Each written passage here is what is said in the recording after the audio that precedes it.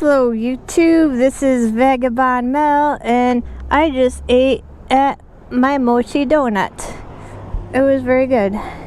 And I got this, whatchamacallit, it's a throttle assist, and it just helps me, you know, control my speed a little bit more when I start losing my grip. So okay, now we're gonna go home and let's do this. And I got Liz's on the back. Oh, and Liz got these fantastic boots she got in Nashville. Very nice.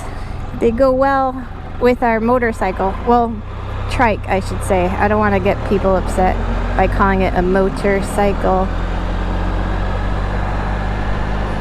So there's, yeah, another new thing that I learned about the Spyder. It's called eco mode, and basically what it does, it tells me when to shift, which is kind of nice to have, like especially if you're a new rider and you never ridden this manual before. But I actually got pretty good at shifting, knowing when to shift on my own. So even when I see it's gonna tell me to shift, like right now it's telling me to shift, oh, like I know when to shift without it telling me to shift. I've gotten pretty good at it. You just have to listen. You have to listen. If it sounds like it's revving too much, you're gonna want to shift it up. But eco mode is pretty nice to have for the higher gears, because I could stay in 4th gear for a pretty long time and I don't realize I should shift into 5th gear. But so I'm keeping the eco mode on just to remind me when to shift into 5th gear. And even 6th gear, which is rare, but sometimes it tells me to shift into 6th. So this street, what's the name of it? This is South Main Street, and we're heading into Southington. Let's see if this guy is going to give me the 2 fingers. Nope. Oh, he's got a scooter. That's why. But surprisingly, I've been getting a lot of people on motorcycles giving me the 2 fingers. And Lord knows girls like fingers. No, I'm just kidding. Oh God. Okay, so anyway, what was I saying? Okay, so we're going to Southington. And this is Route 10. Route 10 takes you all the way down to New Haven, and yeah, it might stop in New Haven. I'm actually not sure about that. But yeah, Plainville's a pretty nice town. Let's see what we have up here. There's a restaurant called Pagliacci's that I actually used to go to a lot when I was a kid. My parents used to take me to Pagliacci's, and now I'm still going there as an adult because my friend Stephanie loves their chicken parmesan, and she likes to dump the entire, not the entire, but like, you know, the grated Parmesan cheese they put on the tables. Well, she would unscrew the cap and just like dump like half of it onto her chicken Parmesan, which is already smothered with mozzarella cheese. Cause that's little Steph. We love Stephanie. She's a real treat to have her around, and I got to see her yesterday. So that was a nice little bonus. And we also got to see Holly. Holly is a very nice friend of mine. I've known these people since high school, probably since I was 14 years old. We've been friends, and now I am 44 years old. We're all 44 years old. And yeah, stood the test of time. Ooh, poke. Yeah, see, I wasn't paying attention, and I looked down and it said, oh, switch to 5th gear. So yeah, eco mode does help, especially for new riders such as myself. I think this is my maybe over 2 weeks now I've been riding.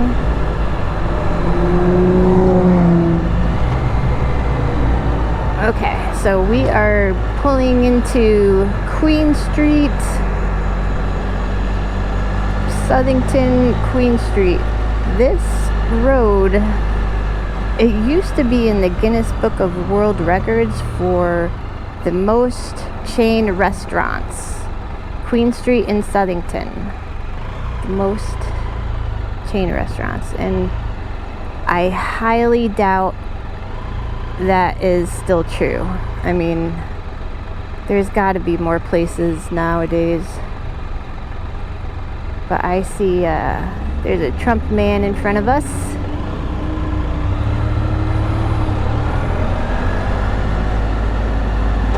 I have no comment. My whole family, they are Trump supporters, and I love them to pieces, and they are very good people. So, you know, to each their own.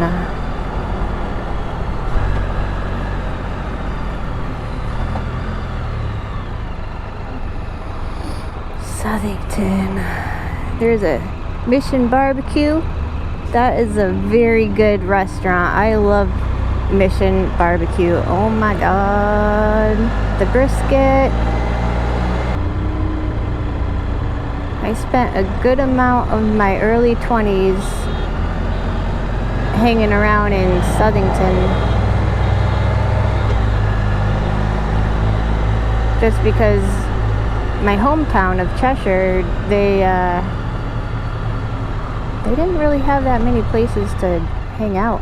And Southington had a lot more places to hang out. I was really bad in my early 20s.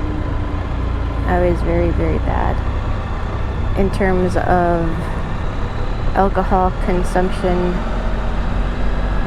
And I mean, I was just having the time of my life. It was the best, most fun time of my life, my early 20s. And you know, I don't regret it. I did get a DUI. I do regret that. That kind of changed things for me. But after I got the DUI, I was looked at as a criminal, and I felt horrible, like I'm a degenerate and a menace to society, and everybody called me an alcoholic, and I never felt like an alcoholic. I was forced to go to AA meetings as part of my punishment, and I mean, to this day, I still don't believe that I was ever an alcoholic, because I never drank when I was home. I never felt like drinking when I was by myself. And I drank mostly beer, and the only time I really drank was when I was out with friends and just being happy, having fun. That's the only time I ever drank, and it just so happened to be every single day. And I did grow out of it, and it just didn't stay with me. I definitely don't drink while I'm driving Vagar, my trike. And I've been going to friends' houses. We've been going out to dinner while I'm driving my trike. And I still rather would just drink my unsweetened iced tea. And I have no problem with drinking my unsweetened iced tea rather than having a cocktail. So, I mean, I really don't think I was an alcoholic.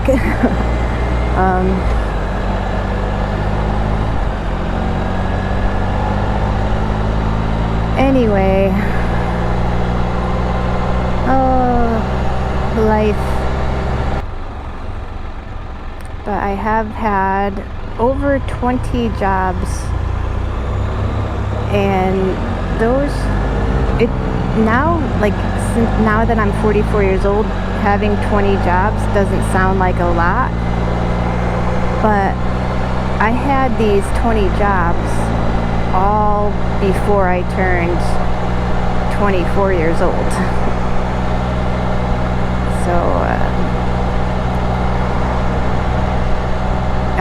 So I worked in so many places.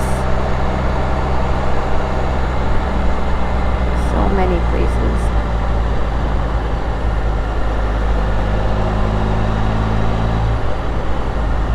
And I don't regret any of them, because they each taught me a valuable lesson. And that lesson is, God damn, Melanie, you better friggin' do something else with your life, or you're gonna be stuck here. So that's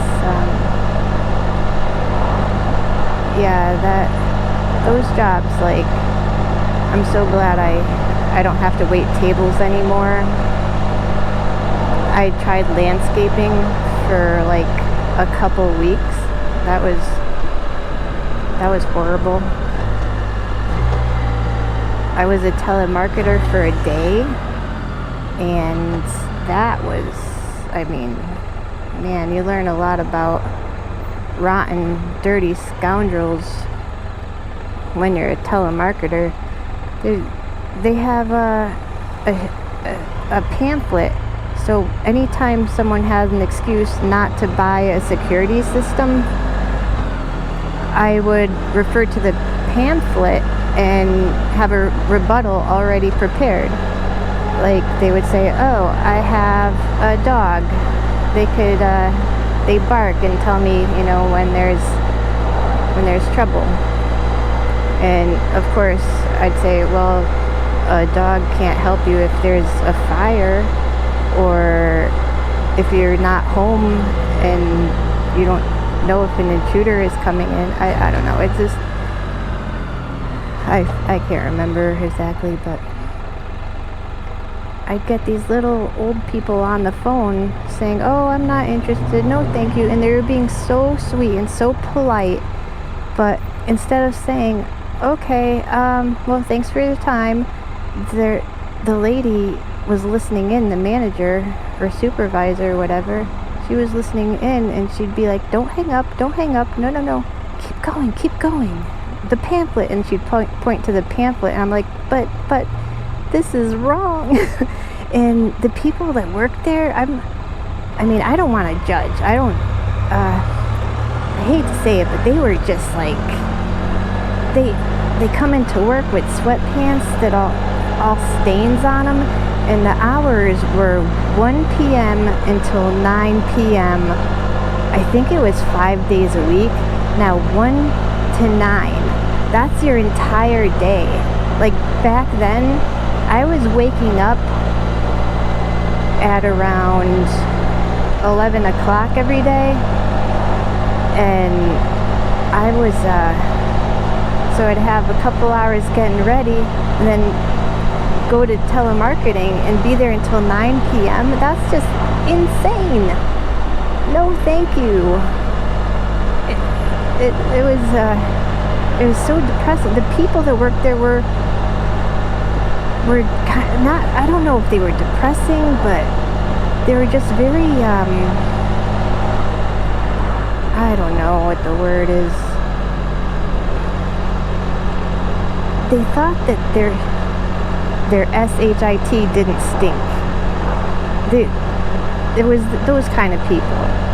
Like, they could be nasty and rude as much as they want and think it's absolutely fine because their SHIT don't stink.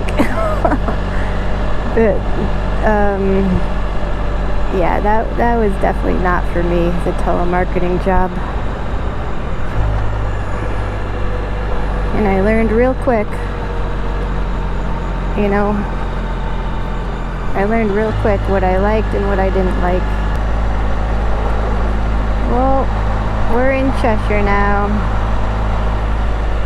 almost home, and tonight at 8 o'clock, Liz and I are going to see Fred Armisen at the Ridgefield Playhouse, and I'm very excited for that because Fred Armisen is, I think he's hilarious.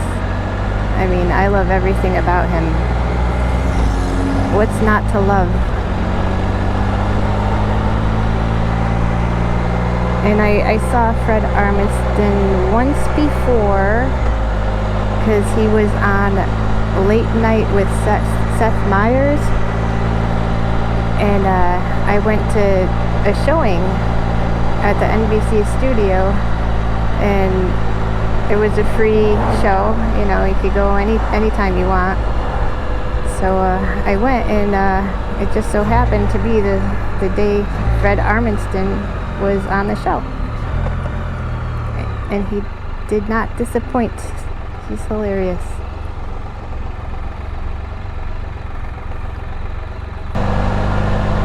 I've been spending so much money, it seems, just an endless amount of money being drained. This motorcycle, I mean, I shouldn't call it a motorcycle because it pisses some people off. This trike is a very expensive hobby because so far I bought the mods, a couple accessories, the quad lock, the drink holder, the throttle, little plastic throttle assist clip-on device, and I bought some Apple Air tags so I don't lose the trike, and I just bought a backrest for the passenger for me because my back was killing me, and that costs quite a lot of money. And I also got these caps for my tires instead of the regular caps. These caps, they can tell you the tire pressure from a phone app, and I mean, I had to get those. I didn't want to get them. I had to. They're kind of a necessity because knowing me, I would never check the tire pressure because it just seems like a pain in the butt to do. But I'm gonna be taking this trike. I'm planning on taking some very long trips with this trike. So if the technology is there, I mean, why not? We gotta take advantage of it. So, and not only do the accessories cost money, but I mean, just getting out of the house and going places, it costs money. I spent $18 at the Mochi Donut place for 3 little donuts and this Thai tea. I don't know if you guys ever had Thai iced tea before. It's so good. Like, it's probably 1,000 calories, but oh my god, they're so good. But $18, 3 little donuts and this iced tea. That is nuts. And all because we wanted to go for a drive. I mean, you can't go for a drive and not stop to get like a little something to eat. You know what I'm saying?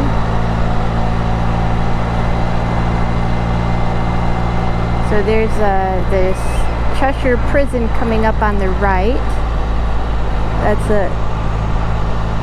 Also has a juvenile detention center. There's an elementary school coming up on the left. Children play. This is their last week before having to go back. And I can't believe how short this summer was. When I was a child, I remember specifically one summer lasted an entire year, and I didn't think I'd ever have to go back to school. It was just permanent summer.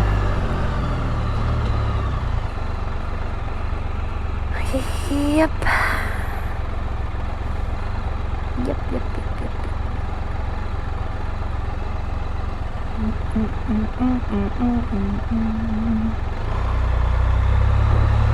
Whoa.